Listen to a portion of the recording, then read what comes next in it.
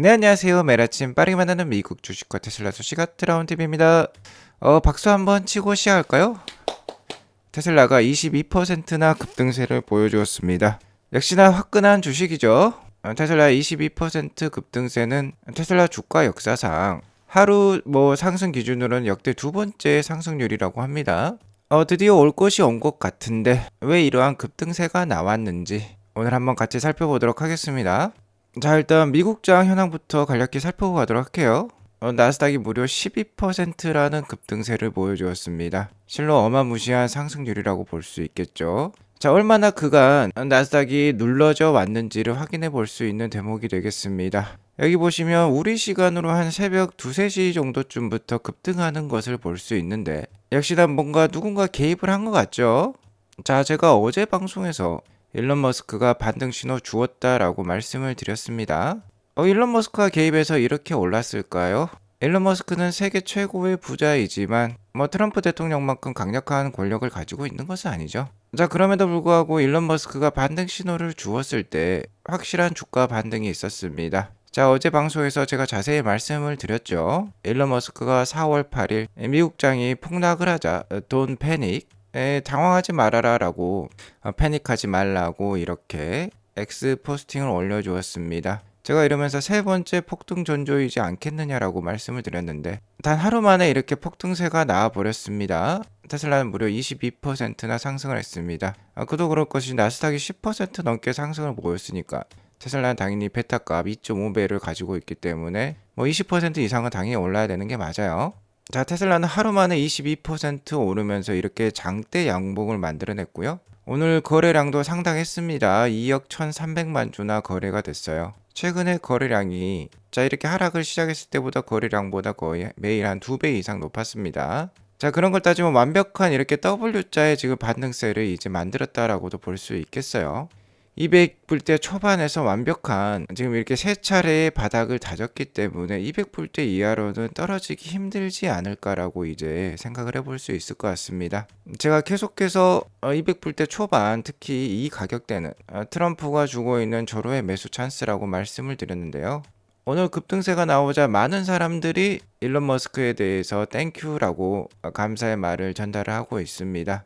자, 어제 돈 패닉이라고 올렸던 일론 머스크는 오늘 장이 급등을 하자 이렇게 윙크를 날려주고 있어요. 일론 머스크가 올린 이 밈에도 편안하게 게임을 하고 있는 모습이 나오고 있습니다. 캡틴 아메리카 옷을 입고 있죠. 내가 바로 미국을 지켰고 미국 증시를 지켰고 지켰기 때문에 편안하게 이제 게임을 할 수 있다라는 뭔가 훈훈한 어쨌든 밈을 올렸어요. 최근 나스닥이 거의 15,000선도 내어주고 14,000선까지 내려가면서 뭔가 오버슈팅한 언더슈팅이죠. 언더슈팅하는 모습을 좀 보이긴 했었는데요.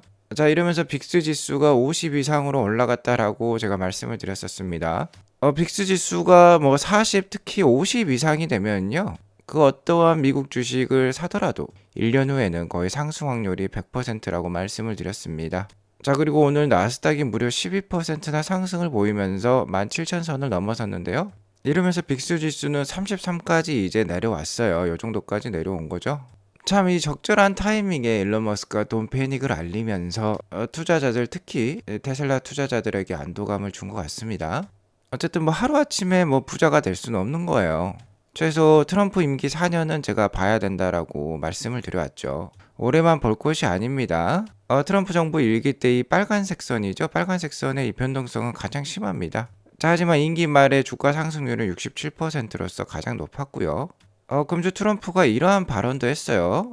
전국 공화당 의회 위원회 행사에 참석을 해가지고 내 임기간 주가가 88% 이상 오를 것이다. S&P 500 기준이 되겠죠. 자, 그러니까 일기 때보다도 더 주가가 오를 수 있다라고 얘기를 하고 있습니다. 역시나 누누이 말씀드렸지만 기업 친화적인 대통령임에 틀림없어요. 관세를 통해서 미국 정부의 수입을 늘리고 도지를 통해서 미국 정부의 지출을 지출을 줄여가지고 아무래도 임기 막판으로 갈수록 기업들의 법인세를 감소시켜주면 미국 주식의 상승은 더욱더 높아질 수 있을 것입니다. 그러한 것을 고려해서 이렇게 얘기를 한 것 같아요. 자, 어쨌든 미국 시장의 오늘의 상승은 뭔가 환호할 만한 일이지만 어제까지는 굉장히 고통스러웠던 미국 증시였습니다. 최근에 이렇게 강력하게 언더슈팅이 나오면서 굉장히 개인 투자자들을 힘들게 했던 장이었는데요. 트럼프를 뭐 한국 사람들 임럼프라고도 얘기를 하고 있죠.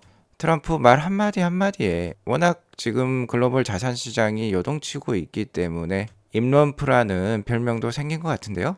일단 저번 주에 상호 관세가 발표가 되면서 미국장에 폭락이 왔었죠.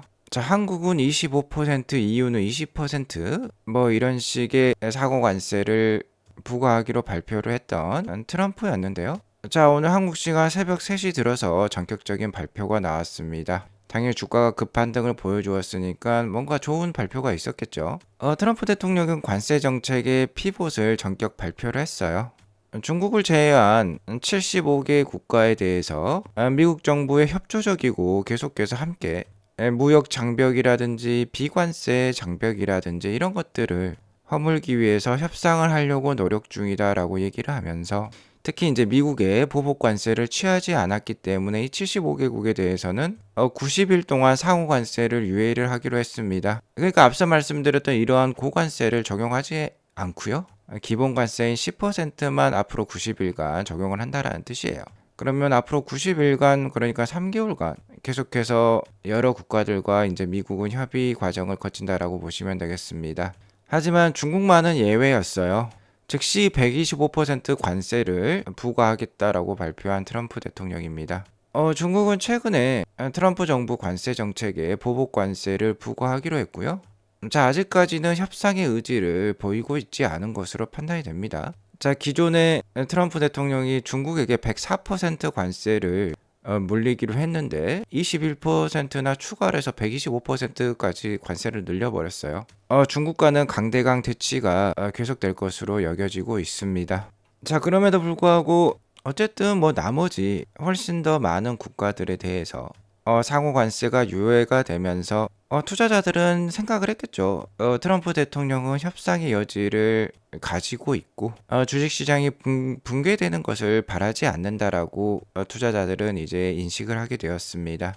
그러한 투자자들의 기대감이 오늘 반영이 되면서 이렇게 장대 양봉의 나스닥 지수가 나왔다라고 보시면 되겠고요. 자, 어제 시장이 다시 한번 급락을 하자 제가 어제 방송에서 말씀을 드렸죠.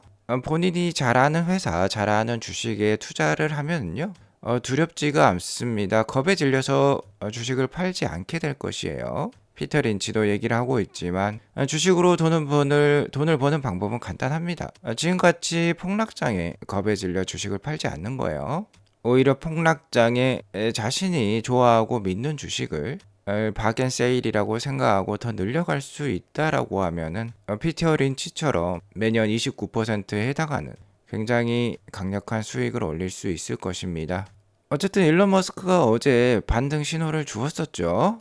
바닥 신호를 주었었습니다. 일론 머스크의 첫 번째 돈 패닉 사인은 2021년 5월 14일이었는데요. 자, 정말 이때부터 2021년에 주가가 180불 때 바닥을 찍고 414불까지 급등을 보여주었고요. 자, 두 번째는 2024년 2월 15일이었습니다. 다만 이때는 좀 다른 게 2월 달에서 7월 달까지 주가가 271불까지 오르긴 했지만 중간에 주가가 많이 빠지기도 했었어요.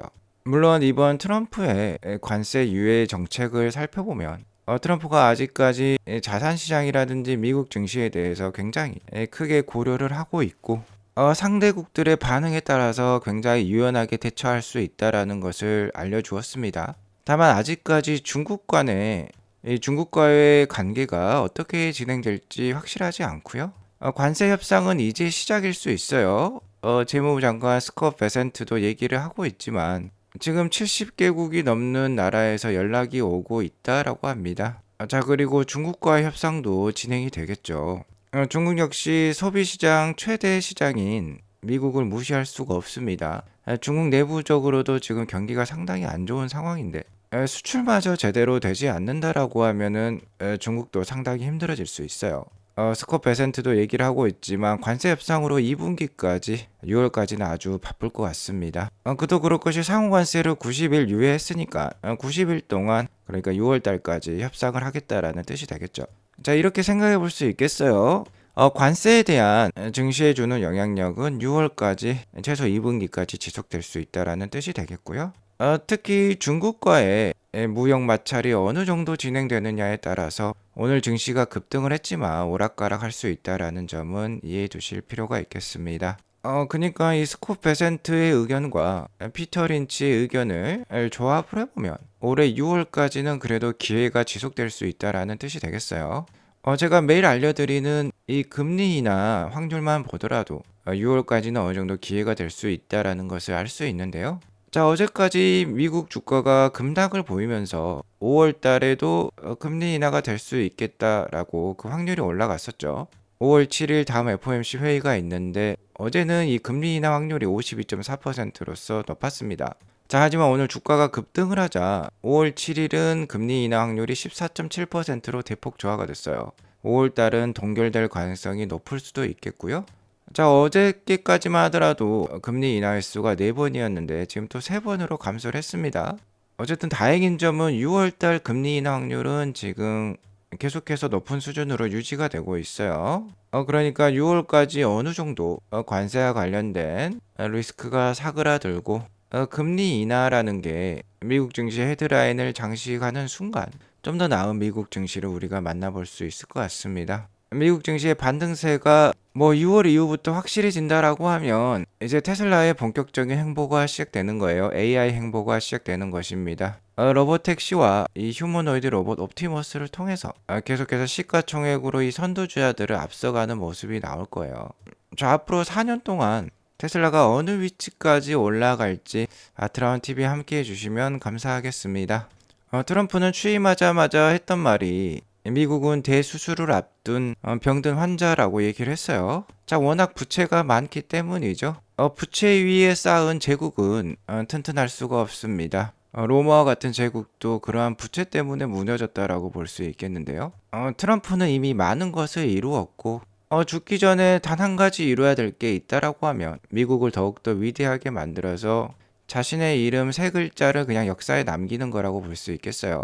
그렇기 때문에 지금과 같이 과감한 정책을 추진하고 있다라고 볼 수 있겠고 어쨌든 임기 말에 환영을 받는 대통령으로 남아야 될 것입니다. 그러니까 임기 초반에 이렇게 급진적이고 굉장히 사람들이 싫어할 수 있지만 꼭 해야 될 일을 하고 있다라고 볼 수 있겠어요. 어느 정도 관세 정책이 이 행보가 일단락이 된다라고 하면은 그 다음은 바로 일론 머스크의 테슬라와 스페이스X와 같은 초혁신 기업을 도와주는 일이라고 볼 수 있겠습니다. 미래의 패권은 이 AI에 달려 있어요. AI 지배권을 가져가기 위해서라도 일론의 테슬라를 전폭적으로 지원할 것입니다.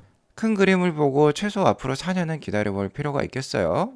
자, 그리고 앞으로 4년 동안 투자에 고충과 어려움이 있다라고 하면은 아트란 TV 멤버십 가입을 꼭 한번 고려해 보시기 바라겠습니다. 평일 프리마켓과 애프터마켓에 투자 코치 알람을 계속해서 해드리고 있어요.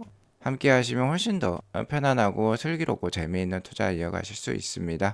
오늘 이것으로 방송을 마치겠고요. 오늘 방송이 도움이 되었으면 구독과 좋아요 알람 설정 꼭 눌러주세요. 행복한 하루 보내시기 바라겠습니다. 감사합니다.